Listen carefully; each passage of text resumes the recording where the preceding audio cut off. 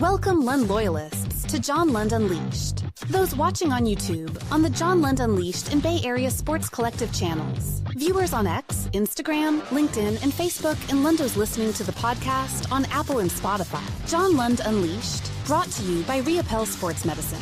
Got pain? Check out our revolutionary stem cell treatments. And guys, if low T is bringing you down, Reapel Sports Medicine can put you back in the game. Now all juiced up and ready to go, here's John.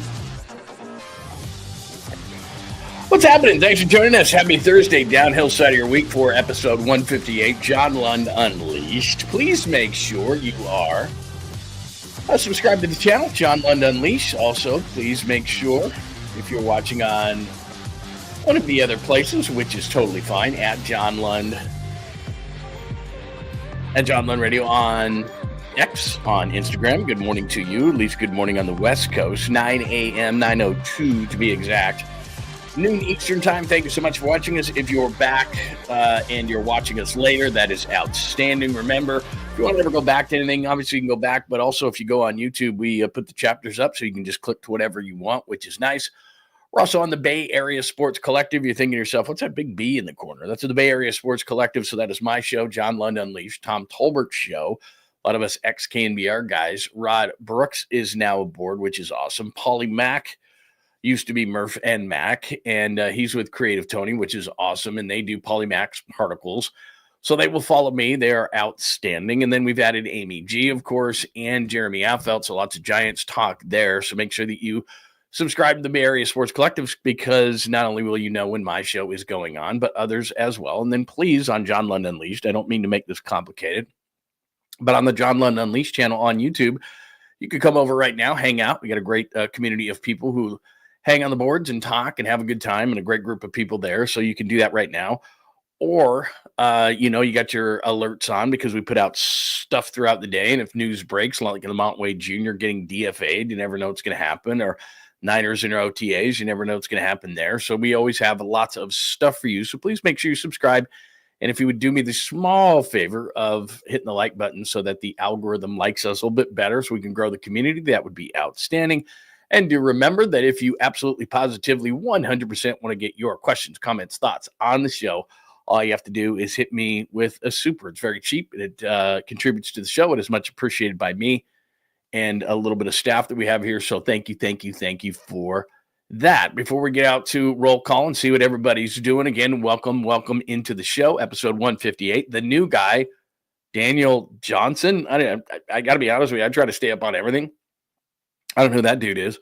The new closer, even though Alex Pavlovich says, well, I can't go on back-to-back days. And I'm not making fun of Alex Pavlovich. I'm just saying that if he's your best guy, that's who should close. Kyle Harrison hurts. Not that big of a deal. I'll explain. Ramos' big hit. You could see the emotion from it and the frustration, I'm sure, where it comes from. And I'll explain that. Bryce Eldridge at AAA gets a hit. You'll see that. Day baseball today in a great pitching matchup. Brock and Mac and more from 49ers HQ yesterday and OTAs. Also the edge guys, and we'll hear from Nick Bosa, which is always cool, bro, And finals, finally, which is NBA finals. Random things happen throughout the show. So good morning to everybody. I got a ton of stuff. Don't go anywhere, because I got a ton of stuff for you, video, audio, little pictures and fun stuff like that. So make sure that you stay. We've got a great show for you today. Good morning to James and Kenny and John, and 831 is here today. Catalina. It is not a show without Joy or Catalina. She keeps everybody in line. They keep everybody in line. Good to see everybody. Good morning to my good friend Dom. Good morning, Dom. It's good to see you, man. Lundatics, or whatever you want to be called, Lund loyalist, whatever. It doesn't matter to me, but that you're here, that's all that matters. So thank you for that. Shrimboy is here this morning as well. It is great to see you, John Joseph. Did I already say that? I don't know, man. My head. The 1420 Pine Needle, our friend, is here today. Lost Crew, it is good to see you today. What else? Enrique is here this morning as well, and lots of other people. Hello, Chris. Good to see you, my friend. There is Joy right there, and others. So good morning. If there is any breaking news, like there was that yesterday that Lamont Wade got DFA'd and they blew up first base? It was, I think, or maybe the day before. I can't remember. Anyway, yeah, and Dom Smith was put in, and he had one good at bat last night where he hit a liner. Did strike out his first time, had a soft roller. Did make a nice defensive play. We'll see. Jury is still out. He's been a journeyman in his career after being a first-round pick of the Mets in 2013. And I told you this yesterday before we get into, let's just do a quick review. This is very, very simple what they're doing at first base. It's from a timeline standpoint. Let's just throw a dart at a board and see if Dom Smith, he was a first-round pick after all, can catch lightning in a bottle for a month or something. If he can, great. If he can't, we understand. Bryce Eldridge is at AAA. He's going to come up, I think, if not sooner, July 1st.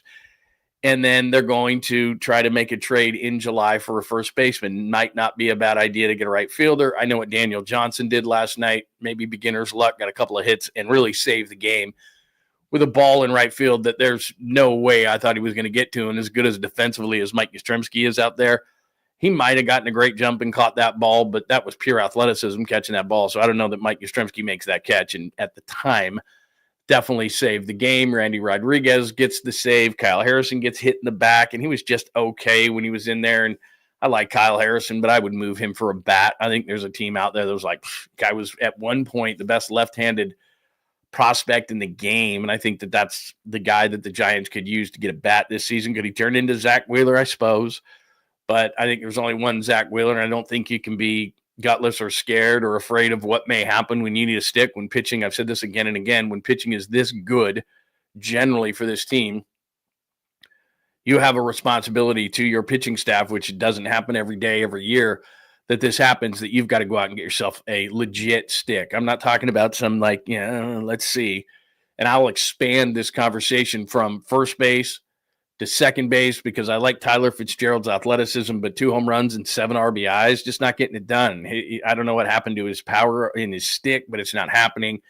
Adames is Adames. We talk about this every day, so I'm not going to go through the entire lineup. But right field, first base, second base, they could use an upgrade in a few different places, because you're going to keep Patrick Bailey in the lineup. So there's even though he's been better this month, but today's June 5th. So I'm sorry if I don't jump up and down for Patrick Bailey, because it is, and I hate this term, small sample size, but it is the ultimate small sample size. So I'm not going to get all excited about Patrick Bailey, who still doesn't work at bats like he should. So that's what's going on as far as that goes. So that's the timeline, I should say, at first base. All right, let's get to stuff. If you did not see the game last night, Giants win 6-5, and amongst many plays, and just as kind of an affront or a lead off to this whole thing, it's so difficult for the Giants to win games right now. Like, they win a 6-5 game last night. They're down 5-0. They come back. Ramos gets this big hit, which I'll play in a second. Daniel Johnson has to make this great catch in left. Chapman has to hit a home run. The bullpen has to come in early because Kyle Harrison gets a contusion. Like, it's just so hard for them to win games right now. It's just difficult, and then, Walker can't get it done. They can't use Duvall because he blew the save the night before and threw too many pitches. Now Walker comes in. Walker's a shell of his former self, and Randy Rodriguez is going to cut him out of the pen to save the thing at the end. And he made it look really, really, really easy. But the whole game was hard. And right now it's just really hard. And so many things have to go right for the Giants to just barely eke out a 6-5 win last night. So that's kind of what's going on. But the new guy, as you can see on the cover there, Daniel Johnson. Who? Yeah, I don't know. If you didn't know who he was, I didn't know who he was. There he is. His career consists of 94 at-bats, as you can see, 20 for 94, a sparkling .213 batting average. I mean, it's like, what? Who is this guy? A career on-base percentage of .253, a career OPS of .593, but they thought to themselves, what the hell? He's got some athleticism, clearly. Gets 2 hits last night, but the biggest way that Daniel Johnson endeared himself to the fans of San Francisco at Oracle Park last night was this catch. Over on the gap, but he had to go a long way at the end, fully extended, gobbles it up. And that, folks, is the biggest play of the game. That ties the... I mean, as Mike Krukow was about ready to say before I cut him off, that ties the game. At that particular point, you had Tatis, I think it was, at first base. And when that ball was first hit, I was like, there's no way. There's no way that dude's getting to that ball. If Encarnacion is in right field, no chance. If Yastrzemski's in right, maybe because he gets great jumps. Daniel Johnson had never played right field at Oracle Park. And that's it's just not an easy place to play. We talk about it all the time, the angles, and that was just an athletic go get it kind of a play, like a deep wide receiver running under a bang aid or something like that, or a deep ball or whatever the case may be. But I mean, that was just a great catch, saved the game. But that's what I'm saying is it's so hard right now for the Giants to win a game, and they just have to have so many great plays made. So there's Daniel Johnson. That's the big part of it, the new guy. And to me, let me just play Randy Rodriguez at the end here, just because I just thought that Rodriguez was awesome. Let me see here. Ramos's big hit. Yeah. Where's here it is. Here's Randy Rodriguez last night, final out. And a pop-up. And a pop-up. And the ball game.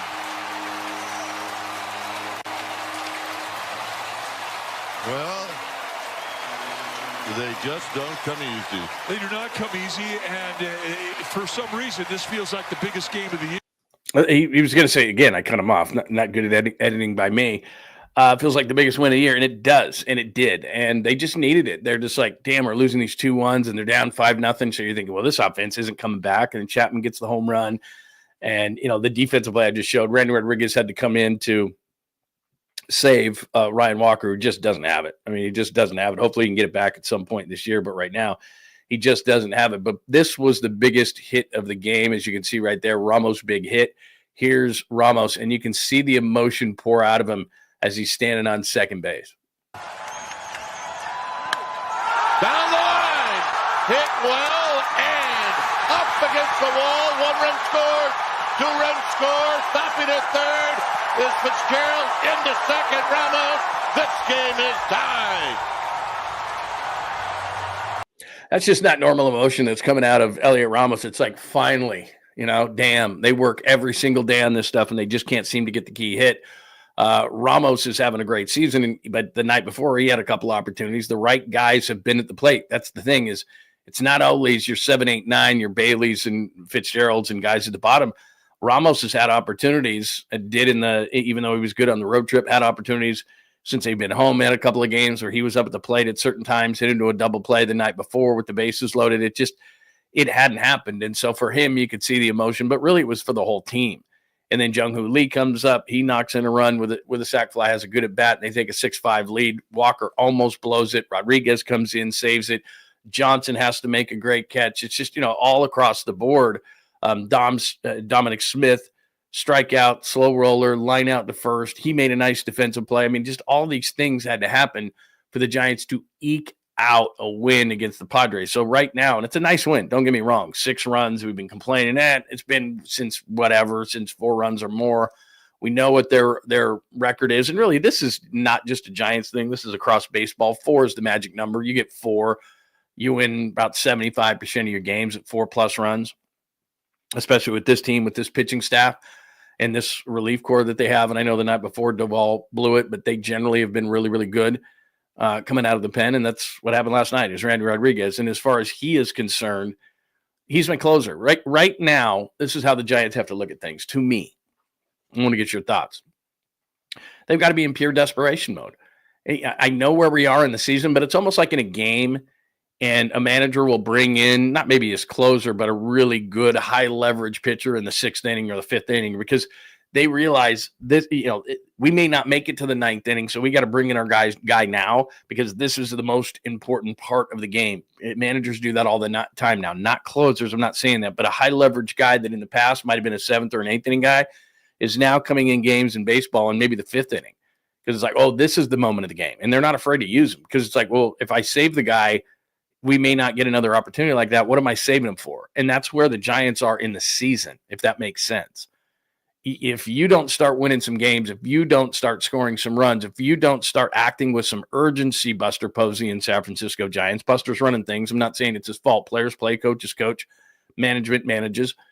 But you've got to look at your team right now in desperation mode. They are spiraling. And so, they made a big change.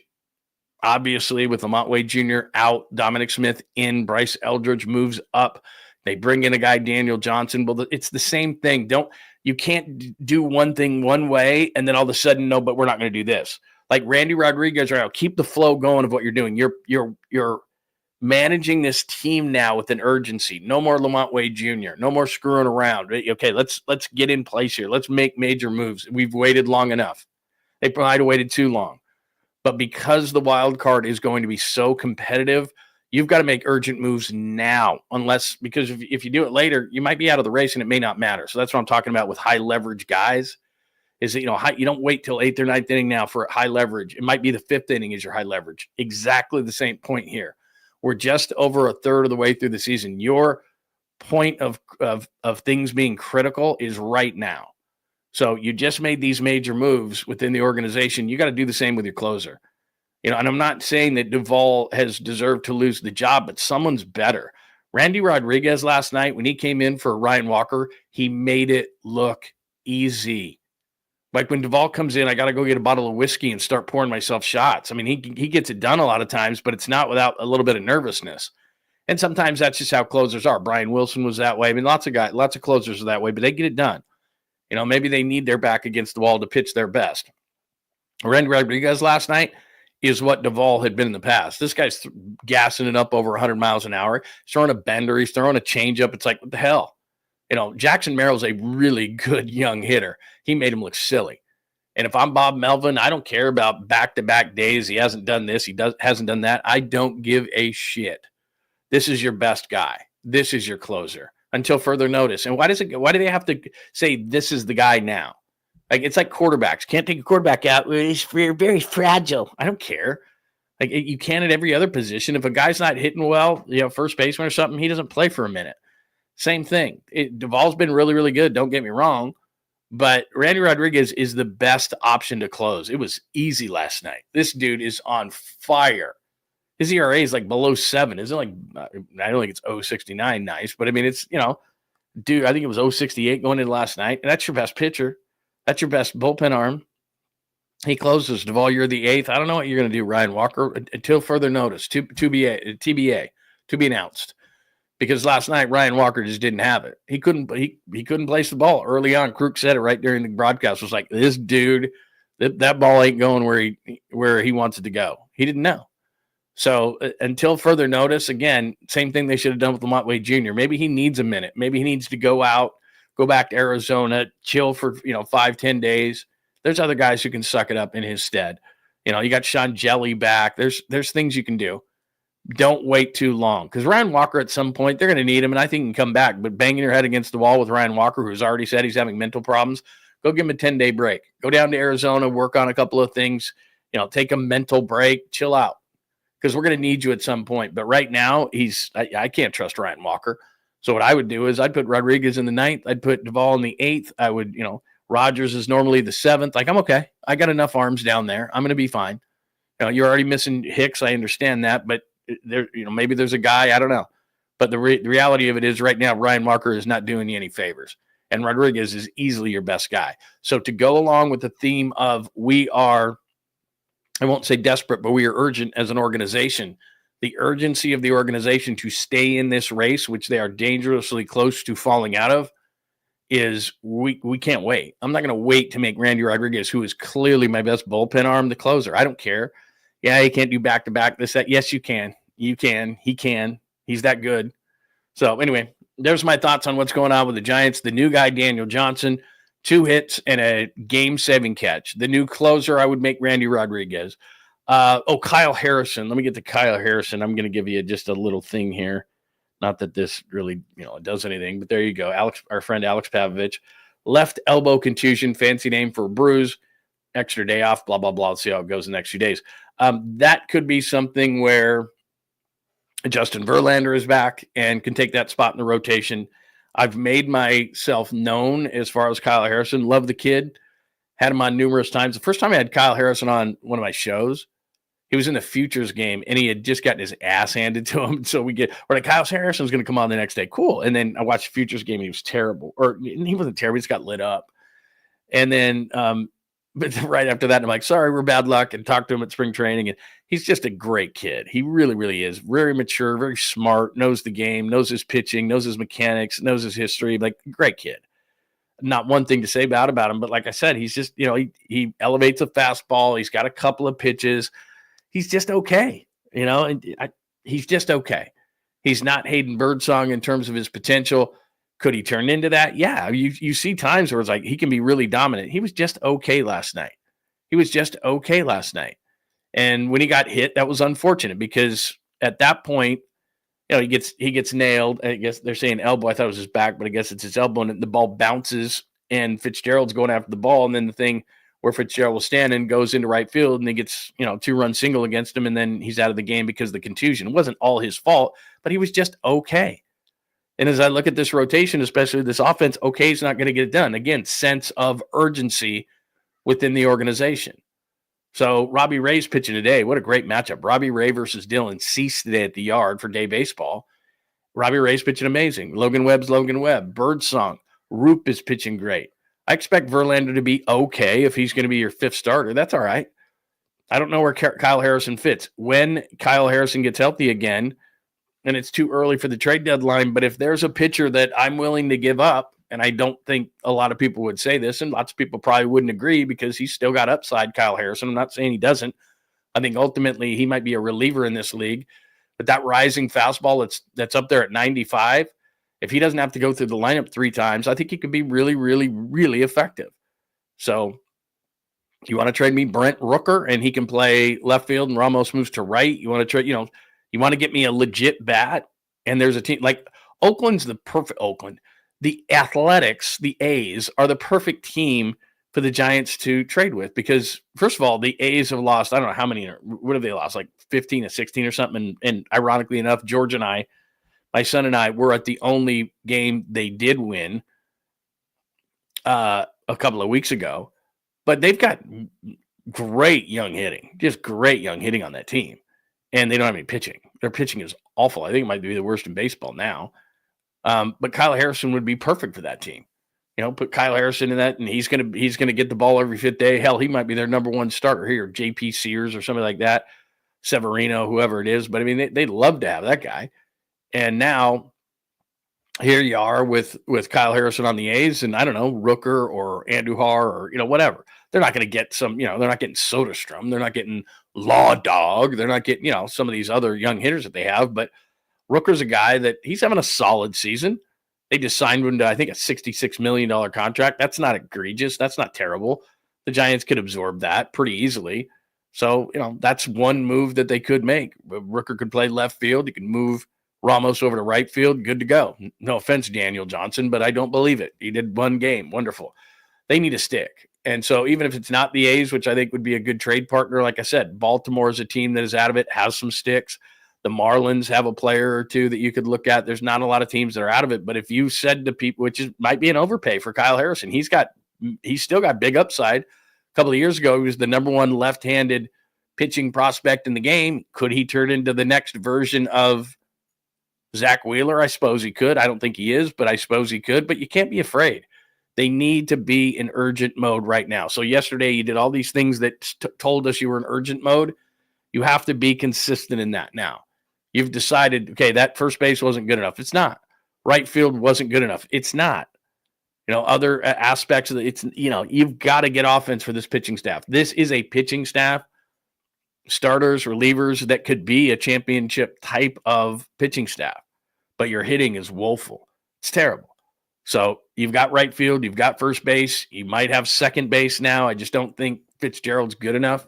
He's a really nice athlete, but that power he showed when he hit 15 home runs last year, 16, whatever, he hit a bunch in about a 6-week period. He hasn't shown any of that power.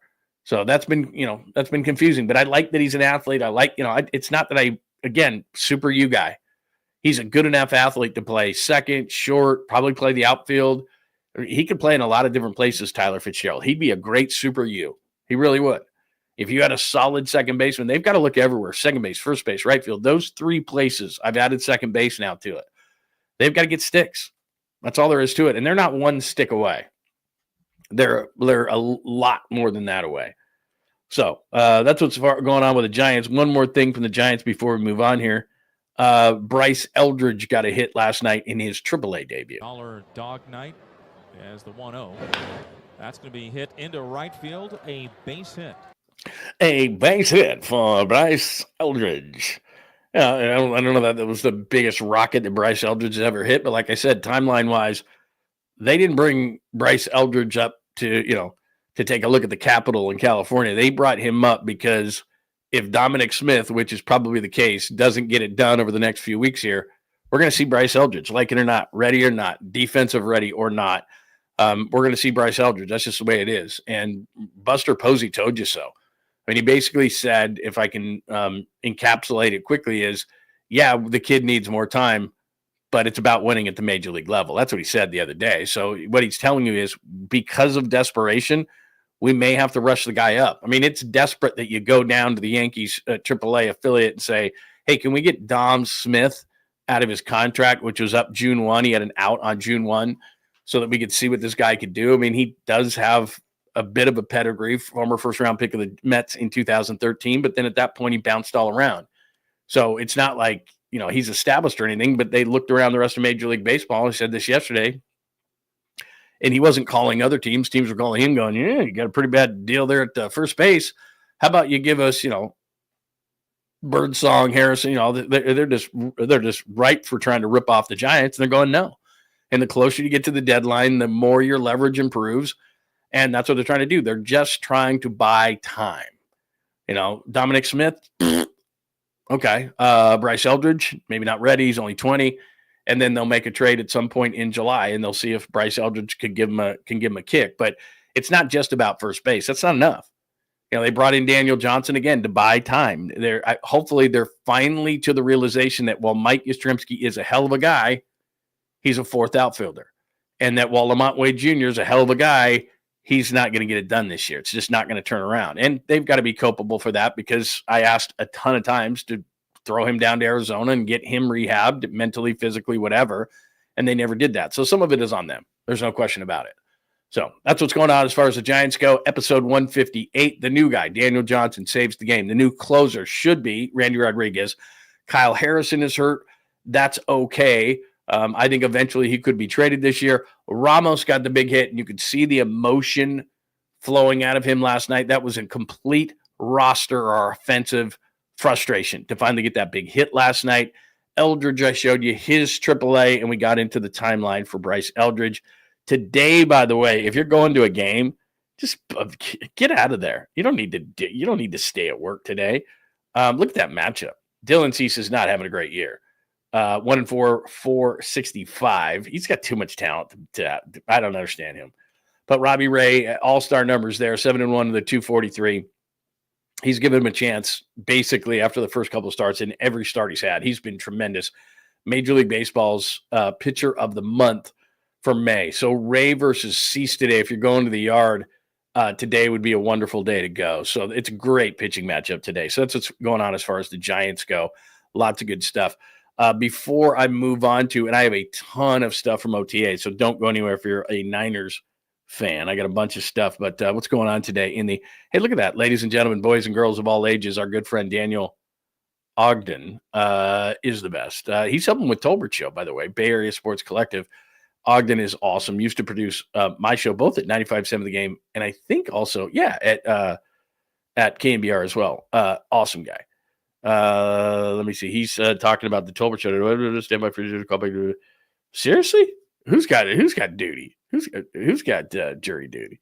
Anyway, anything with Giants, and then I'll move on to Niners. If the Giants trade Harrison, we will suffer with a Wheeler. Maybe.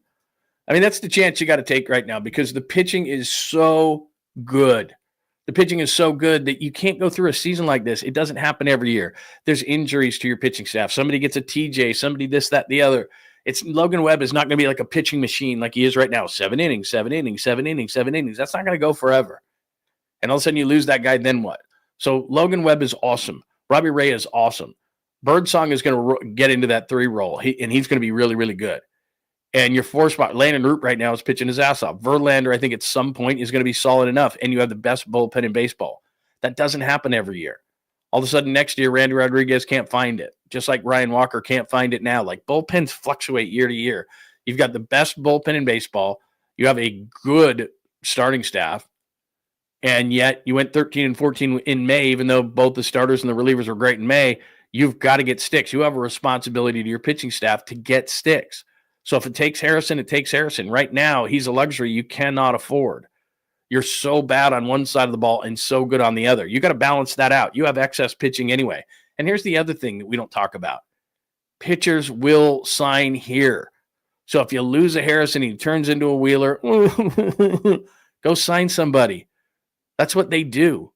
Guys will pitch here. They don't want to hit here, but they will come and pitch here. You pay them enough money, they'll pitch here. So go do it.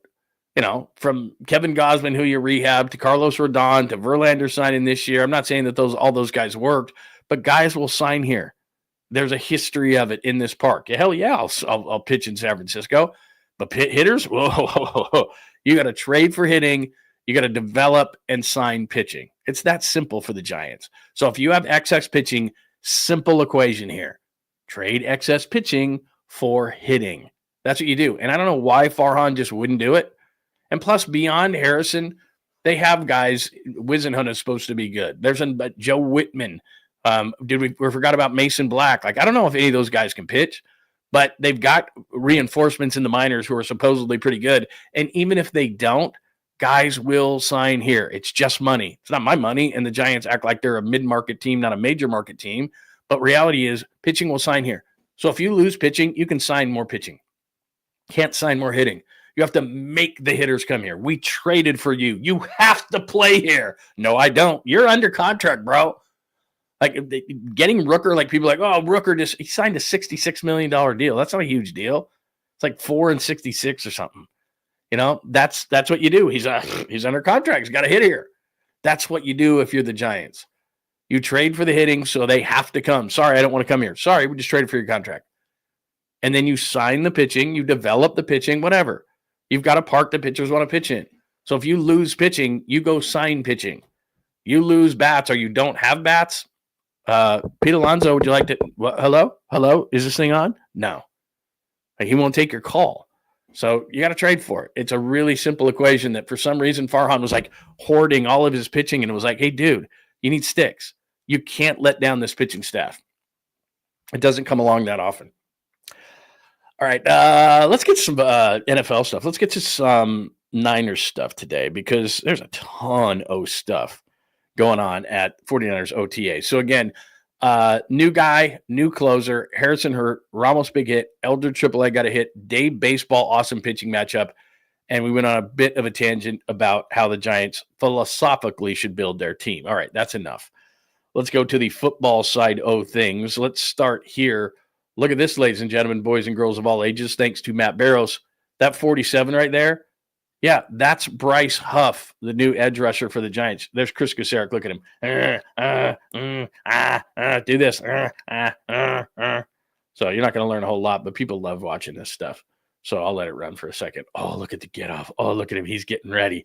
So he's going to be a third down pass rush specialist. Chris Kasarek's going to scream at him here, but you can't hear it because I'm talking.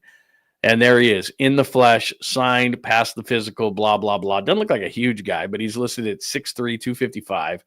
And that is the man who on third downs is going to rush opposite Nick Bosa. So I do have some Nick Bosa sound for you. Hey, bro, what's going on?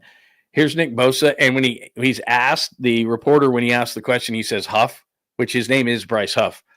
But Bosa is conditioned that Huff is Talanoa Hufanga, right? So for Nick Bosa, it kind of took him a second. Huff, what are you talking about? Huff's not here. Huff's not here, man. Dave's not here. So here is Nick Bosa on what he expects from new 49er Bryce Huff. After a second of saying, oh, that Huff. Thinking of Hufanga.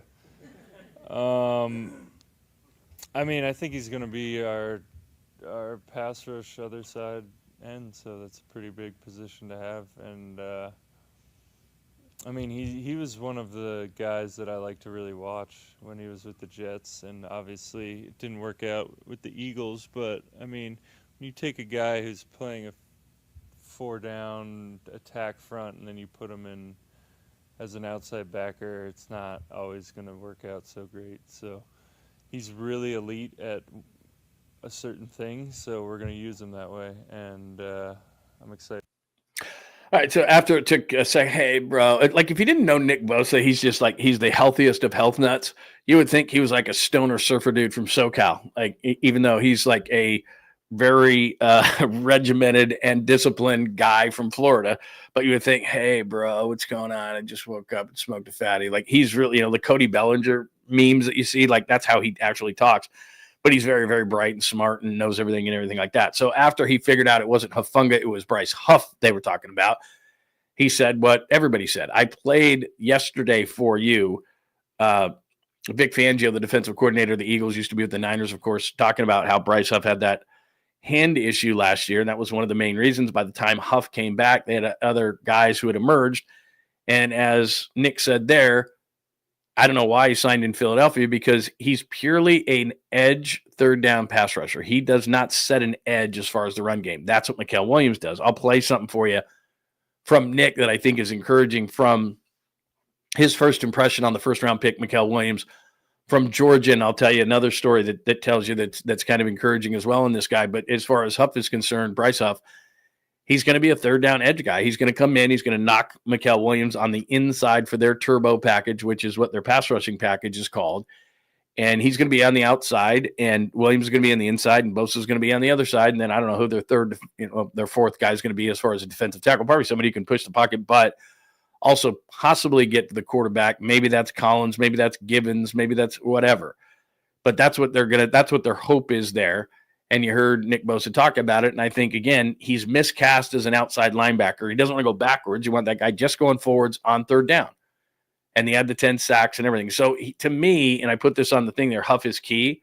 He's the key. I'm not going to say to the entire defense, because there's a number of those guys. Like I know what Bosa's going to do. I know what Warner's going to do. What's Nick Martin going to do? What's Huff going to do? If he's a double-digit sack guy opposite Bosa, you could be looking at the 19 season when they had D Ford for a minute. This guy's like D Ford. Pure speed off the edge. He's going to try to stop the run on the way there, but if he's in the game, they're getting after the quarterback. He's pinning his ears back. It's a wide 9, so you got these guys way out. Let me turn like that. Way out, and they're just coming in. And that's what he does. And so they're hoping he can be the guy with the Jets. I don't know why I couldn't be, because a lot of times in sports, it doesn't matter what sport, what position are you putting me in? Are you asking me to do something I've been successful with in the past or not? Because if you're asking me to do something else, like they were in Philly, like let's play outside linebacker and move backwards. And by the way, Nick is making reference to his brother Joey, because Joey, when he was with the Chargers, they switched to a 3-4, and he had to be an outside linebacker. He's like, I don't dig this. And then when they put him back, hand in the ground, and he's just rushing the passer, it's like, okay, this is what I do. Don't make me go backwards. I'm a forwards guy. I want to go forward at the quarterback. Don't make me go back. Like on the very, very, very, very rare occasion that I see Nick Bosa like fake and then go back in coverage, I'm like, what are you doing? Like it's very, very rare. Just to, you get like a zone blitz or something and somebody else is coming or whatever. Very, very, very rare. But it's like, why would you do that? You're not doing that. You're not putting him back. The best thing he does is go forward. So it's the same thing with Bryce Huff. Why would you make the guy an outside linebacker? He doesn't do that. He's very specialized in what he does. He's not an edge setter or anything like that. He goes forward at the passer. And so that's what he's going to do. This is encouraging to me. Here is Nick, and I hope you can hear this. The audio is kind of low, but here's Nick talking about first-round pick Mikael Williams and his impression so far. Eagerness to learn, more so than I've seen probably from any young guy. He just wants to learn as much as he can, and I'm excited to give all the knowledge I can to him, and I think he's got a ton of talent, so sky's the limit. Now, the thing, and I'm sorry that audio was low, the thing about Mikael Williams that I'm seeing so far is, number one, everybody says nice things at OTAs about everybody. So it doesn't mean that Mikael Williams is going to be great. But the thing that everybody says about him is he's eager to learn. He doesn't think he knows things. Again, this is a 20-year-old kid who had the least amount of snaps of any edge rusher that was in the 2025 NFL draft. It's going to take him a minute. It's going to. It's just, we see this at quarterback all the time where it's like he just didn't have enough reps. And you have other guys coming into the league like Brock Purdy, who started for 4 years, and you go, oh, that's what it is. And you have a Trey Lance who's 20 coming into the league going, how come he's not better? So he didn't get enough reps in college. You didn't see enough. And so it's going to take Mikael Williams a minute, and that's why he's going to set edge on first down, and Huff's going to come in and rush the passer on third down. That's just how it's going to be. But the thing I saw yesterday that I thought was really encouraging was I saw him talking to Trent Williams. That's what you do. hey, Trent, how do I set this up? There's twofold. Number one, Trent Williams is a mountain of a man. I've had him on my show. We go to training camp every single year. He's on every year. He's got the sleeves cut off in his sweatshirt. I always give him shit. And I'm like, dude, if I were you, I would never put on a shirt that ever had sleeves. I would just walk around either shirtless or I would have, like my tailor cuts off all my sleeves. I don't want them to look ripped and, all that kind of stuff. I just, nice, hem them up, whatever. But I mean, I don't care if it's a suit and cutting them off. Like just walking around with the guns all the time out, 100% of the time, not 99, 100% of the time. But anyway, that's besides the point. I saw him talking with him and trying to get knowledge. But the other thing is that I'm not going to say he's as big as Trent, but he's damn close. And the guy's a freak athlete. And Trent Williams is a freak athlete. So I'm like, wait a minute, this guy's an edge who I think they're going to kick down in third down and bring Huff on the outside and bring Mikael Williams, if he can handle it, to the inside against a guard and uses quickness and athleticism. But he's a big dude. He's wearing 98, and he was a Trent Williams, and they were talking. It was like, this dude's a big dude. Like, he doesn't look smaller than Trent Williams. He is a little bit, but Trent Williams is massive. And this dude's a big athletic dude. So whatever that means. Very impressive looking dude. So that's the defensive side of things. Huff can make so many things easier on a Nick Martin, on the secondary. We've talked about that a million times. So there's Bosa on Huff. There's Bosa on Mikael Williams. All positive things. All right, the big story that came out yesterday, Mac Jones spoke for the first time to the local media. And, of course, we go back to 2021, and everybody thought the Niners were going to take Mac Jones. They don't take Mac Jones. I'd heard late in that process. In fact, I did a thing on ESPN. They were doing the top 5 or 10 picks or whatever, and they did local media members, and you popped on, and you would say, with the third pick in the 2021 NFL draft, the 49ers select, San Francisco 49ers select, and I said Trey Lance, because I'd heard Trey Lance, and they're like, oh, whoa, Trey Lance, I thought they were going to take Mac Jones, and it was a big deal, and I'm like, I'm hearing they're going to take Trey. That was like a day or two before or whatever, but so everybody knows that whole story. So here is Brock Purdy at the podium yesterday talking about actually Mac Jones hosted him at Alabama on a visit. We talked about that and joked around with it a little bit, just him being at Alabama and really before he took off too with his career and the amazing, obviously the national championship run he had and then getting drafted and everything. So it's pretty cool. Just we were both like just young kids, both heading into college and then now here we are on the same team, man. It's pretty cool. I guess they played video games all night is exactly what they did. And Alabama probably didn't offer Brock Purdy. They're like, this guy? Seriously?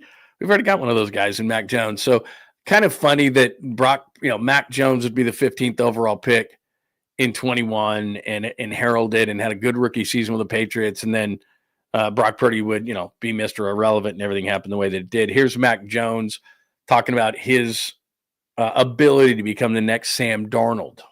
Played in the system really well, and that's the enticing part about it. And obviously I'm going to be my own person, and my goal is to be ready when I have to play or if that comes up. And that's all you can do is put your best foot forward every day, learn from every rep you get and every rep you don't get. Being back there, watching Brock like I talked about, and then have had a good OTA so far and just got to continue to build on that.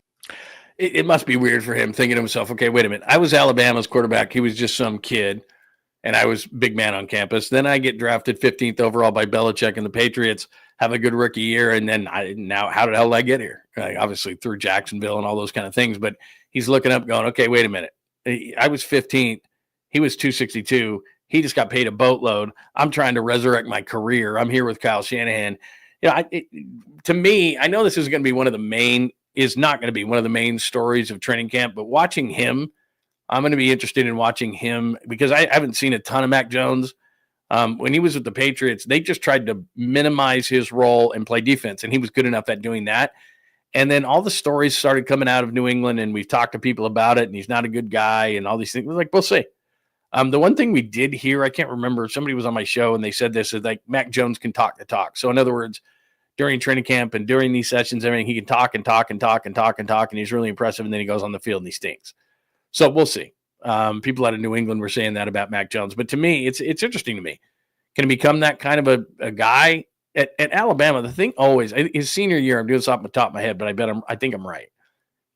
His senior year stats were 43 touchdowns, 4 interceptions. They win a national title.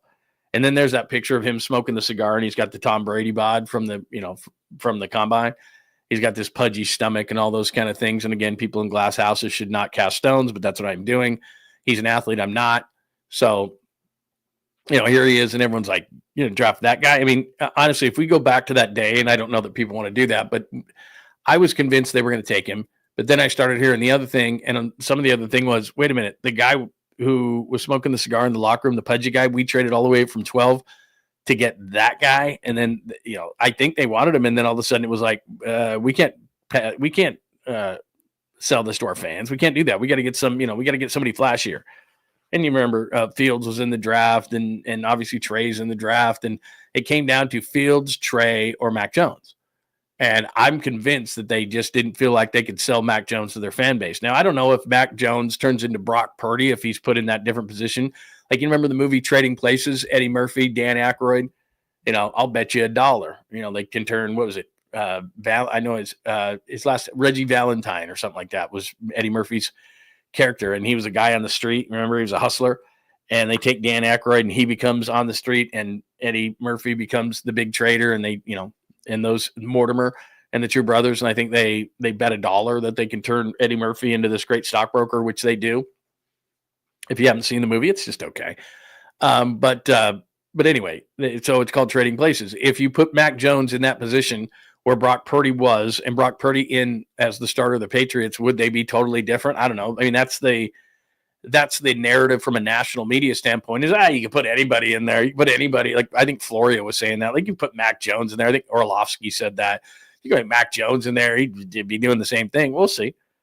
And there's a confidence issue, a mental issue, all these different things. I don't know if they had drafted Mac Jones, would Mac Jones be where he is now and he'd be bouncing around the league, or would Mac Jones be, what Brock Purdy is? I don't know. But I just know this: when he had 43 touchdowns and 4 interceptions his senior at Alabama, they just had so much talent around him. It was just like bing, bing, bing, bing, bing, bing. Just, get it out to somebody and you'll be fine. Just get it out of your hand. And that's what so I'm guilty of saying that, because a lot of people feel that way about Brock Purdy, and I don't. I think Brock Purdy is really, really good. I think he can decipher a defense. He knows what's going on. He gets rid of the ball. He goes through his reads. He anticipates, like, all these mental things that Brock can do, which are more critical to the position than actually the physical things, the arm strength and all that kind of stuff. Those things are way overrated. But teams pick those players in the first round to cover their ass. It's called CYA. It's cover your ass mode. And then they go to the owner and they go, hey, man, I took the 6'4", 220 rocket armed. Yeah, but he had a 2-cent head. Like, you should get in trouble for taking the guy with the 2-cent head. You talk to him. The game is the best players of all time. As good as Mahomes is physically, he gets it mentally. Montana, Brady, those guys aren't the most physically gifted guys, and they're seen as, by most, as the top 2 quarterbacks of all time in Brady and Montana in some order. And Mahomes is going to join him at some point, and his physical skills are superior to those 2 players. But don't get it wrong. Patrick Mahomes knows what's going on out there. Patrick Mahomes is a hell of a competitor. There's a mental side to what he does. So that's what all quarterbacks must have. And for some reason, teams just forget it. And they look at the physical side over the mental side when they should be looking at the other. Like, this guy can really decipher it. Now, if he has a noodle arm, that's a problem. Yeah, you try to marry the two the best you can. So, yeah, to me, Mac Jones is interesting, because if he had come here with the 3rd overall pick, I think he would be fine. I think he would have been much better. Would he be as good as Brock Purdy? I don't think so, because that's not giving Brock Purdy enough credit. That's what it comes down to for me. Brock Purdy's good, and everybody thinks that he landed in this great position, and for some reason they call playing in Kyle Shanahan's offense easy. There's nothing easy about the quarterback position in the NFL. Nothing, not one thing. The way that Brock works, the way that Brock has the respect of his teammates, all these different things, it tells you everything you need to know. Like, the players know. They know a fraud, and they're going to call out a fraud. I've never heard one person who played with Brock Purdy give him anything but the highest amount of respect, because they know what it takes. They know, they're in the huddle. They see the leadership. They know the reads. They know how difficult it is. And they're like, this dude is it. Everybody that plays them. Hell, Mikael Williams was on with, what was it? And we played it for you. Was on with Kay Adams. Was like, thank God they got Brock signed. Like, he already knows. I mean, he's like, that dude is for real. So you don't get that. Media might get fooled by it, not players. They don't. Speaking of Brock, this is something interesting from OTAs. Now, look, it's really, really, really early. And I guess I will give my annual, this is not annual, I probably do this 5-6 times a year. So spring training is like this. OTAs are like this. Training camp is like this. You'll get these guys who emerge, right? Oh, this is the next this or that. This guy's looking great. That guy's looking great. We've seen guys in spring training hit 460 go into the regular season and suck, and vice versa, by the way. So you just don't know, especially with young players. So we've talked about the receiver position. Do they need to add Amari Cooper? Do they need to add Keenan Allen? Do they need a veteran before Ayuk gets back? All these kind of things. Ayuk's acting all wacky, whatever. Ricky Pearsall's already hurt. What do they need to do? Well, I said this on draft night. I like Jordan Watkins. Ole Miss kid, ran a 4.37. Jackson Dart was there. And plus, you look at the history of players at a certain position in college, and I don't know why it works this way, but when a kid comes out of Penn State and can rush the passer like Micah Parsons and all the guys that have come before him, LeVar Arrington, and now you have Abdul Carter coming out with the Giants, you just give guys the benefit of the doubt, right? Penn State for a long time is linebacker U. Ohio State, they crank out wide receivers and other positions, but they're damn good wide receiver U. Like, go on and on and on. There have been certain universities that have had great quarterbacks come out, right? Quarterback U, like that, et cetera, et cetera, et cetera. Like you have a, USC used to be tailback U. I mean, it was just when the guy came out of there, you're like, I'm cool with this. Like, this guy's, I think we're going to be fine. Thank you very much. So that's kind of what happened, or what has happened at Ole Miss. I mean, DK Metcalf came out of there. A.J. Brown came out of there. They've had some really solid receivers lately come out of Ole Miss. So you're like, all right. But Jordan Watkins ran a 4.37, has looked really good in camp. But my caveat with all those kind of things is, as I tell you in spring training, we'll see. So it is early in OTAs. So I just talked about, hey, everybody's encouraged by Mikael Williams and saying good things about Mikael Williams. Great. They haven't put the pads on. We'll see. Jordan Watkins, same thing. We don't know. And they could use a wide receiver to step up. And I think they're kind of waiting to see, like, could they sign Amari Cooper? They could. Could they sign Keenan Allen? They could. Those guys' best football is behind them, and they may be asking for too much money at this particular point. We'll see. I mean, they're going to play in the league this year. They're probably waiting for an injury or something so they can get themselves some leverage. But here is Brock Purdy talking about the rookie Jordan Watkins at Ole Miss.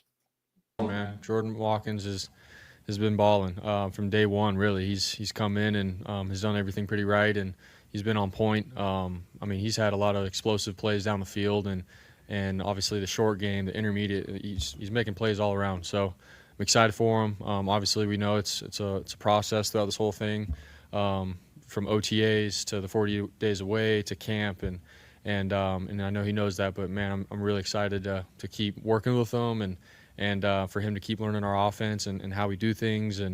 But definitely a rookie that has popped out in front of everybody. The thing is that if you decipher what players say, and this is how you get respect as you come in for a rookie, you shut your mouth and you work really hard. And the thing that Brock is essentially saying there is, this guy's busting ass. So not only is he catching passes or doing, but it's how you do it. And again, you can't lie. You can't bullshit your way through this thing. Once you get in there, players see, how does he work? How hard does he work? Is he here early? Does he stay late? Is he studying the playbook? Is he asking lots of questions? Like, there's all these things in which you gain respect. And I don't care if you're Mikael Williams and you're the first round pick. I don't care if you're Junior Bergen, the kid out of Montana that's, I think, their 7th round pick, right? It's just, how do you go about the process? And it's just, this is not a sports thing. This is a life thing. We see this all the time. Is someone motivated? Are they lazy? You see it with people that you work with. Like, damn, this guy's going to set a tone here. This guy's going to be a difference maker. You can just tell. Now, maybe there'll be injuries or this and that. Jalen Hurd came in, never could get healthy. Like, you just don't know. There are unforeseen circumstances that happen. But there are codes that you can see through this process of OTAs, training camp, and in baseball spring training, where you see like a guy's kind of got the it, and you've heard that term around Jordan Watkins. He kind of has the it, right? And if you're going to look for guys to emerge, because that's what's happened, let's give the 49ers the benefit of the doubt in this way. Have first-round picks worked out so much under John and Kyle? Well, there's a guy named Bosa who was pretty good. There's a guy that Ayuk, which I'm still kind of like, but those guys got signed to second contracts. That's how I determined success for a draft pick. Did he make it to a second contract? McGlinchey wasn't bad, but he never made it to a second contract. That's not a success to me. But they've also, the thing you have to look at is, okay, first round picks, not as much. But you go to mid rounds, and they've had a lot of great luck. Even last year, when you look at guys like Mustafa and Garendo, and you're going, okay, Renardo Green, all of a sudden you're going, okay, they've picked well in those rounds. So this year, who's going to emerge? Okay, it's Mikael Williams. We'll see. Who's going to emerge beyond that? Dominic Pooney did last year as a third-round pick. So you start hearing things. Jordan Watkins, C.J. West, Nick Martin. You start to hear good things about guys. Work ethic. They come up to the podium like West did, and like they're confident. They're having a good time. They're not like tight and worried about things. When I start hearing about injuries or guys not coming out like Collins so far, you're kind of like, he's off to a little bit of a slow start. That doesn't mean he's not going to be good once they put on the pads. He's a 6'6", 332-pound behemoth. He might be a guy that once the pads come on, all of a sudden he starts to emerge. So right now, if Jordan Watkins runs a 4.37 and is a super athlete, makes sense that a guy running around in shorts would garner some attention, right? But when you start to hear a guy like Brock Purdy say, it's about work ethic, it's how hard he's working, he's asking questions, he's popping, which means that, he's using his athleticism, but it's also you start to hear keywords in there that after years and years of doing this, you realize, okay, that's a keyword, that's a key phrase, they start to gain confidence in him, and then you put something by his name, right? You put a little star by his name and go, okay, OTAs was good. Then you go to camp. Oh, he's looking good in camp. And then I tell you about this all the time. Gain trust, right? Jonathan Kuminga never has gained Steve Kerr's trust. Wiseman never gained the trust. Like, it happens in every professional sport. A coach by nature is very skeptical of rookies. Rookies get guys fired. Potential gets coaches fired. And so they look at a guy and they're like, can I trust him? That's the first thing on their list. Like, can I trust this young guy? They trust veterans. That's why they keep going back to him. That's why it took so long for the Giants to let go of Lamont Wade Jr. Veteran. We trust a veteran. He's got a track record. Rookie don't have a fucking clue. And the thing about it, like, he did it in college. Great. Hit the reset button. Means nothing. Means squat at the professional level. I don't care what you did. That got you drafted where it got you drafted, but you're going to get me fired because you're a rookie or a young player and you make mistakes. And I can't trust you. So first and foremost with a coach, and you start, same thing with a quarterback. Brock Purdy's not going to throw you the ball unless you're in the right place at the right time. You know the playbook. It's about trust. And so when he starts saying things about a guy, obviously they're going to say nice things, but when they elaborate and start using keywords and key phrases that means that they're starting to gain their trust, then the light goes on. Then you put a star by their name. And that's what Brock Purdy just did with Jordan Watkins. That's how it works. And so he's gaining the confidence of Brock Purdy. Brock Purdy, if he doesn't trust you, sorry, he'll go through his progressions, and if you're open, he'll try to hit you a few times, and then it's like he's going to go over to the sideline and go, Kyle, this guy doesn't have it. Like, we can't put this guy in the game. I mean, I got to throw to open receivers. I get it. But you can't put him in the game. I don't trust him. You don't trust him. Therefore, he languishes on the bench, and people go, what the what? That's the process. So that's good. That's good news from the 49ers. And that is, I think, everything from camp. So Brock and Mac, that's an interesting one. If they had switched places, who knows? Trading Places, the movie. Huff, I think, is one of the big keys to the defense. And I got to get used to that, too. Now that Nick Bosa's put in my head, that used to be Huffunga. It's Bryce Huff and what he can do, but he is healthy.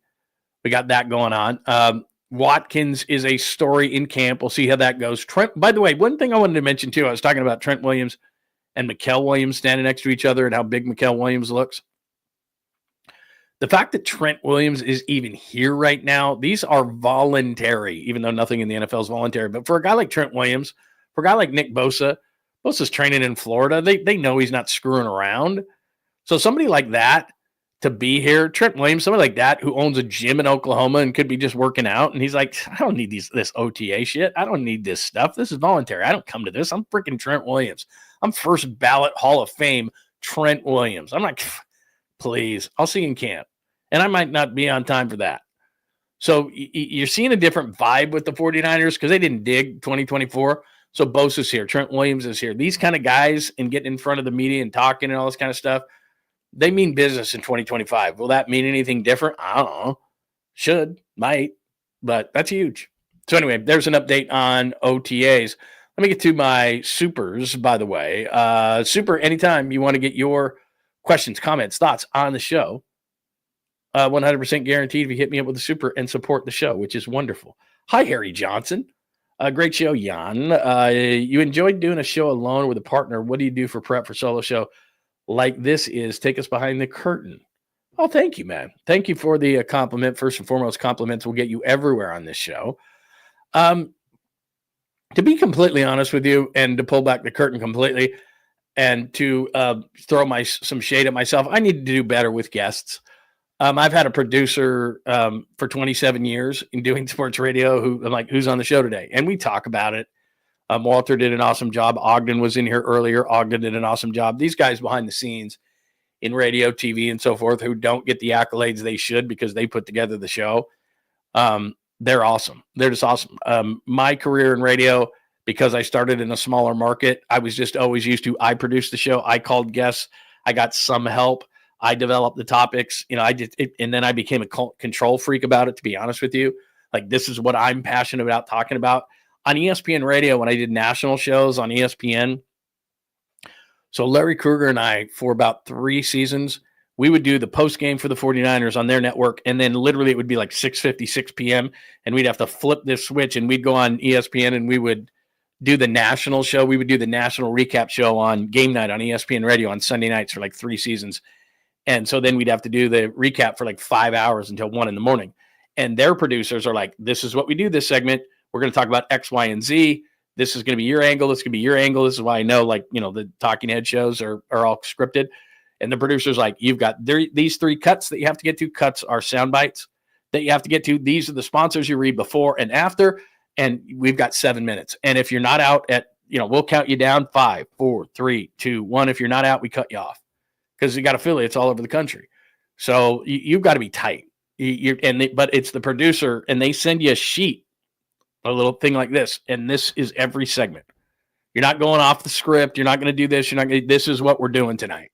These are the sound bites that we have. These are the guests that we have. These are the reads that you got to do. Like, every segment is scripted, right? In local radio, you've got a lot more leeway to do different kind of things, and that's what I would do. In terms of the solo show, I've dug deep on this myself. I've done lots of solo shows in my career, and people think that it's harder. It's not. It's a lot easier because the vision that's in your head is what happens on the show. Both radio, I don't care what it is, radio, video, audio, whatever. The vision that you have in your head that I have every single morning on the show, not exactly, but generally speaking, I'll go off on tangents. I don't know what I'm going to say half the time. But generally speaking, it goes down the road that I want it to go to, or go through, or whatever. But in terms of doing it with every time you add an element to the show, it is more difficult to contain, if that makes sense. So when Papa and I would do a show, and I did things with different hosts, and some hosts wanted to play out the show before it went on. What are we going to say? What are we going to do? What if you do this? What if I say that? They wanted to know exactly everything. I don't like that. I want to just let it flow. Like, I throw things out there and then we just talk about, I give you a chalkboard. I like that chalkboard because it kind of keeps me under control and where I should be, or else I'll go ADD and fly off and do 20 different things. So it helps me stay on track. But the other side of it is, if Papa and I do a show, and again, we generally know the topics. We were telepathic. We had done the show 15 years together. We knew. I didn't have to call him. We would text, so you're good. This is what I'm thinking. Cool. That's all we needed to do. And then I just threw stuff at him, and he liked to do that stuff on the air. He didn't like to do it before the show. I was the same way. So we would generally know what the topics were, but we didn't know what direction we were going. And so what I thought was an interesting angle, he might think it's a different thing, and we're thinking different things. And so on the fly, I'm having to think, okay, he wants to go here. Oh, he's not passionate about that angle. Okay, I gotta self-correct this thing. And so what you're doing is you're trying to read the other person's mind of what they're passionate about and what angle they want to do. And it's harder because now you're trying to get on the same page. And the longer you do that, the easier that becomes. But it's my vision may not be his vision on a certain day, if that makes sense. And then if you added a third person to that show, then they've got a different angle. And it becomes more and more difficult the more people you add. And so because I've done, for most of my career, most of my 30 years, a show with someone else and really been the lead guy who is, I'm the Summerall to the Madden, or I'm the Joe Buck to the Aikman, or I'm the whatever. I'm the lead guy to the guy that everybody wants to kind of hear from. And I get that, and I understand the role. And so you sacrifice for the good of a great show. That's always how I thought of myself, point guard kind of a thing. Move the ball, move the ball, move the ball. And so when I got an opportunity on this show to do things, I was like, I want to show people that I can do more than just move the ball. I can actually be a scorer. And so it's not that I'm selfish in that way. And I actually have tons of friends in the industry. And I've said to myself many times after shows, I got to get this guy on and this guy on and this guy, because I love interviewing people. I love talking to people. I love getting different angles. That's why, like, when I tell you all everything, every single show, as I go off on a tangent here, a random, when I tell you all that I like differing opinions, it's the truth. I don't need to sit here and have you stroke my ego and say, great point, great point, great point, great point. I like when people go, well, God, you just said trade Kyle Harrison. That's nuts because of what happened with Zach Wheeler. I would trade this guy, or you don't have to agree. We're just talking sports, and it's not math. 2 + 2 is always 4. That's not how sports works. There's variables in everything. Your head thinks different, like my head, and all these different things. I'm wrong all the time, and I'm fine with it. That's just how the game is. But yeah, if I was going to self-critique, I like doing this every day. I like connecting with listeners / viewers. But if I could do a better job on something, it's, sticking my finger in the phone and going, hey, bro, come on. I hate the I don't know. That's just my personality is like, God, I don't want to bother that guy. But reality is, and that's a part of the way to grow the show too, is to bring others on. They have followers. Like yesterday, I'll give you a great example. Damon and I did a show yesterday. It was great. To be completely honest with you, Damon and I should probably do a show every single week. We have similar philosophies. We like to have a good time. We've both been doing this a long time. I respect him. I think he respects me. We work together at 95.7 The Game. I did middays, obviously, and he did, when he came over from KNBR, he did drive time. We used to compete. He was on KNBR 1050. We were doing middays at 95.7 as we were kind of growing as a station when we started. And so at one point we were rivals, and then Damon's matured into a really, really, really good talk show host. Really good. And so when we get together, we have a good time because neither of us are short on opinions, and it's good for people to hear differing opinions. And I think they enjoy that rather than having me yip yap. And maybe the whole reason I like to have lots of video and different things like that is it gives me a chance to react off things, which I enjoy. And then the second part of it is so that I don't sit here for 2 hours and go blah, blah, blah, blah, blah, blah. And you're like, dude, this guy, does he ever shit it? So it gives, you the chance to hear or see something else rather than me. So there you go. Sorry, that was a very long answer to a very simple question. And if you forgot what the question was, a super from our friend Harry Johnson, who said, great show. You enjoy doing a show alone or with a partner. What do you prep for solo shows like this? Take us behind the curtain. As far as prep work goes, real quick, I'm just a junkie for all this stuff. I watch everything. I probably shouldn't have these devices attached to my body, basically, like I do. But this has just been my whole life. I mean, my whole adult life has been covering sports. So, as far as preparing is concerned, it's just that's what I do all the time. And I do have the ability, I think, through all these years to be able to pick what is important and what people care about and what's not. So like when you go, part of my job is to cut through the shit, right? So it's like, okay, I know there was OTAs, but what do I need to know, right?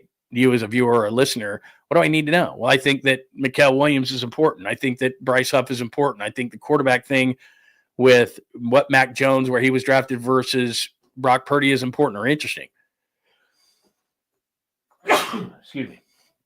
Those are the things that, I try to cut through Jordan Watkins because they might need a receiver. Are they going to look at Amari Cooper, or could Jordan Watkins be that guy and save him some money here?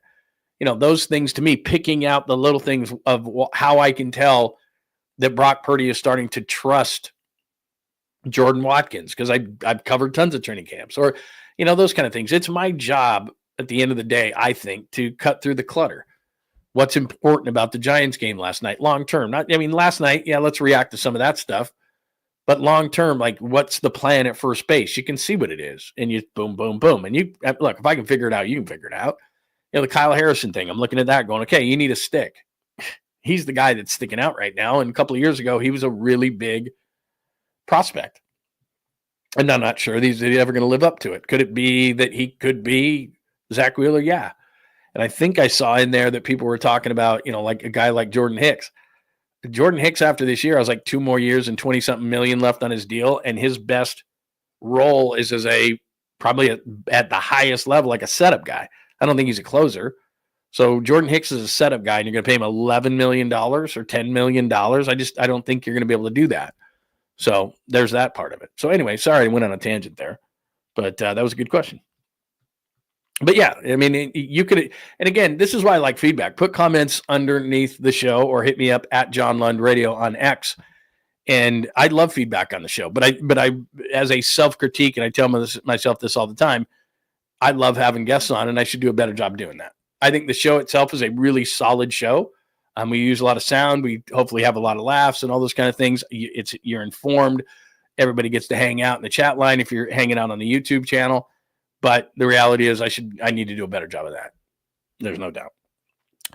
Let's see, what else do we got here today? Thank you for the follow-up. Super. One thing I always wonder, when people work in sports, do you still enjoy sports when it becomes your livelihood and a way to support a family? That's a great question too. The best way to answer that is, yeah. Sometimes it becomes a job but it's a great job. Like I have lots of friends who were in this business with me. Like my son's a great example. He's at the Walter Cronkite Broadcast School at Arizona State, which was one of the best in the country. He's going back on Monday, to cover baseball for the Cape Cod League. And he's learning now, for example, he was the beat writer for ASU basketball. He was the beat writer for ASU baseball this year. He finally got a paid job that was within the university. Then he got a paid job to cover ASU football and ASU training camp at the same time with the same company, baseball. So he was trying to juggle work with our school with all of this work. And now he's going back without a break because he's been writing all about ASU baseball, and they were in the college football playoff. And now today he's writing profiles for players who are going to be in the Cape Cod, their first chance at the wood bat. Buster Posey was there, all sorts of, he's going to cover, I'm sure, a bunch of former future major league players.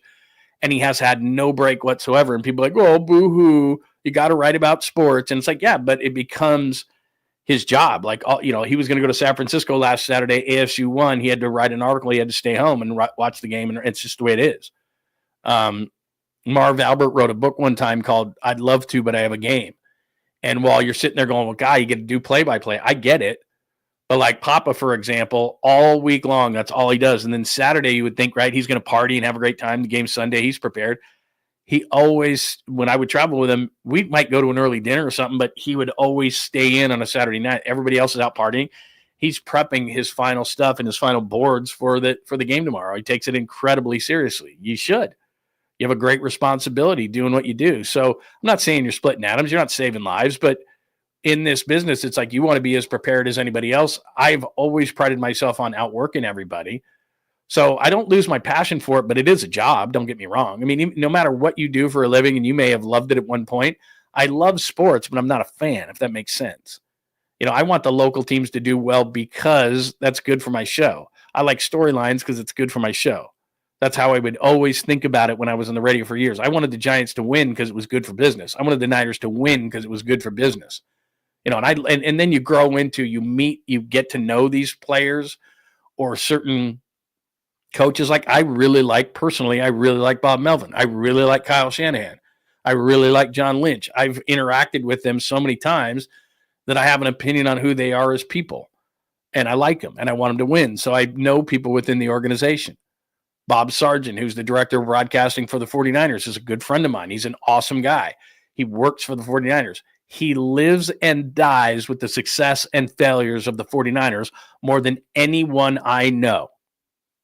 At the Super Bowl, he sat in one, we're in the radio booth, and he sat right behind Greg and Tim, and so did I. And when they threw that touchdown and they lost, I just looked at him. He looked at me. I knew not to say anything to Bob because he was devastated. And we probably didn't talk for 3 or 4 days after that. And we hardly talk about that moment. But I just looked at him and I felt so bad. And I felt bad for the organization and a lot of people within it, but nobody more than him. I remember looking at him thinking, I just feel horrible for this guy because he wants nothing more than for the 49ers, his team that he's worked for 20 years or more, maybe 25 or 26 by now. And 94 was the last time they got the Super Bowl. So yeah, it's, you wanted to win for all sorts of things, but that's a good friend of mine that was hurting like a mother that they didn't win that game. And I felt horrible for him. And we didn't say one word. We just looked at each other. I didn't say sorry. I know he lives and dies with it. I would go into the booth pre-half and post, and I'd go in at halftime. And if they weren't winning, he was in a terrible mood. And it was just that he lives and dies with every single Sunday, man. Like, you're a fan, and I get it, and it's big for you, but he works for the organization and has forever, and knows everybody from really well from Jet on down. So yeah, I want those teams to win because I know people within the organization who it literally affects their daily life, and you get to know them. So my love for sports is not lessened. It's just I have a different angle on it than if I was a fan. It's just different. And the one thing I would say, and I say this to media members all the time because I speak to young people in the industry, you cannot lose your love for sports. So what you have to do is sometimes you have to take your media hat off and you got to go to the game and you got to drink beers and you got to hang out and you got to scream and yell as a fan because you can't forget what it's like. And I do that all the time. I just go, I don't use my media pass or anything. I just go as a fan. Because you have to remember, and I know that's weird to say, but you have such a jaded angle. As I'm sitting in a box and I'm writing, reading, getting ready to do interviews. I'm thinking about it from that standpoint. I'm not thinking about the wins, the losses, whatever. But you just inevitably become enthralled with the team because you cover them for so long. But I can tell you this too: it's never been like this in terms of like there's true fandom amongst media. Some of them become fanboys or fangirls about this whole thing. And it used to be like objective right down the middle. And now it's like, it's out there in the open. It's like a lot of the media members fanboy on it. And that part has really changed over the years. So again, long answer, short question. So there you go. Random things. You can't say that we didn't go off on random things today. So there you go. Sorry you don't have a caboose. I had a couple of great cabooses, and I did turn the airplane story into a caboose that I sent out as a short yesterday. So if you didn't see that, let me make sure that we've played all the video. Ramos hit Mac, Brock on Watkins. Let's see. Bosa on Huff, Bosa on Williams. The Ramos hit, the Daniel Johnson catch. Yeah, I think we got everything today. So there we go. Lots of good stuff today. Any other questions, comments, thoughts, supers, anything going on today that I may have missed? Let me see here. All right. Do remember, if you have any questions, comments, thoughts, not only the supers, which we're about ready to finish her up here, but also hit me up with the comments right underneath here. A good place to catch me is at John Lund Radio, and we are live on X today at John Lund Radio, so you can subscribe there. Another great way is, you know this, John Lund Unleashed. Go to johnlundunleashed.com. It's very simple. It's the website for the show. We've got the blog there. We've got archives for the YouTube shows. Podcasts are there, Apple, Spotify, wherever you get your favorite podcast. If you're watching the show later, it's a great place to go to catch up on the show as well, johnlundunleashed.com. So make sure that you stay up with us there. And let me give you one more push for my good friend, Dr. Jeffrey Riopel. Don't go anywhere. Click on that QR code. Did you know, in fact, she's gone by now, my wife at 9:45 this morning went to see Dr. Jeffrey Riopel. That's right. She's having another procedure on her foot. It's feeling great, but she wants to keep it going. So I told you, shoulder, elbow, we had all these ice packs and all these things all the time. Now we watch TV, nothing. She's like a mummy with all these like ice packs on her, nothing. And we were in Vegas a couple months ago. I told you we were in Arizona this past weekend. She's walking around. We're walking, we're hiking, we're doing all these things. She couldn't have done that without Dr. Riopel and the stem cell that he's been doing with her. So if you've got pain, I'm telling you, Dr. Riopel can help. He was one of the first in California to do stem cell. It is life-changing. I'm not going too far when I say that. So click on that QR code right there. If you don't get to it, I'll give you another second there. If you don't get to it, then just look him up. Your favorite search engine. Riopel is Riopelle. Riopelle. Dr. Jeffrey Riopel. He's right there in San Ramon. So if you're in the East Bay, no brainer. If you're in the Bay Area at all, hell, fly in if you're not. Well worth your time. He is awesome. And then not only is he doing the stem cell with my wife, who's there now, he also does the low T with me. So I've had that for years. And I was doing it before I even knew of Dr. Riopel, but he's like, hey, you know what? We just do a real simple blood test, and then we do a quick procedure that it's like for 4 months, you're good to go. And I'm like, tell me more, because I was doing weekly shots. And now I don't have to do those anymore. Feeling great. Everything is good. You probably don't want to hear this from me, but the libido, very good. As far as the weight loss and all the different things that go along with that, and just being in a better mood and higher metabolism and just feeling like yourself is generally the thing. He helps with that. And it's, like I said, it's a quick blood test. You get to up to the levels that you want to be at, and that's what Dr. Riopel does. So again, click on that QR code. That's not all he does. He does, and the group over there is a great group of people, and they help with all things, men, women, all sorts of different procedures. So check it out. Dr. Jeffrey Riopel in San Ramon, Riopelle, Dr. Jeffrey Riopel. And please tell him that John Lund sent you over there, and he will treat you extra special, if you know what I mean. Nothing illegal. Somebody's like, what do you mean if I know what you mean? You know what I mean. I can give you a good deal. So check out Dr. Jeffrey Riopel. All right, that is it for episode 158 on this Thursday. The new guy, Daniel, we'll go through it real quick. The new guy, Daniel Johnson. Who? The new closer should be Randy Rodriguez. Harrison hurt. Could he be traded? Ramos, big hit. You saw that emotion flow out of him. Can they do that again today? Eldridge got a hit in AAA yesterday. It's not going to be too long if he keeps that up until he's up here. I don't think that Dominic Smith is the answer. Day baseball, great pitching matchup between Dylan Cease and our guy, who was the pitcher of the month in May, right? Robbie Ray. There's Robbie Ray right there. That is a great pitching matchup. Make it out to the yard today if you can. Brock and Mac, Huff is key. A little Bosa talk as well. I didn't mention this. Finals, finally. God, the NBA has it wrong. We've waited so long. It's like, oh, yeah, they haven't played the finals yet. OKC could be on the verge of, and I've said this before, of a dynasty. They take on the Pacers tonight. Random things. Thank you, Harry Johnson, for making me go on random things today. And I apologize. We did not have a caboose today, and that is unacceptable. So there you go. That is a Thursday edition of John Lund Unleashed. If you missed this, hit us with the comments underneath. I will get back to all of those comments. Hit me up on X if you've got questions, comments, thoughts on the show at John Lund Radio, and Instagram at John Lund Radio as well. Please make sure you're subscribed to John Lund Unleashed on YouTube. Please get those alerts on, because we'll send out more stuff throughout the day, and you don't want to miss out on that. And hit us with a like before you get out of here, because that helps the algorithm. Thank you for that. And remember, please subscribe to the Bay Area Sports Collective, because we've got a bunch of podcasts and YouTube shows on there that I think you will enjoy. Until tomorrow for the Friday edition of the show, everyone have a wonderful Thursday, and we'll talk. Thanks for hanging out with John Lund Unleashed. We'll try to be better next time, though I wouldn't hold my breath.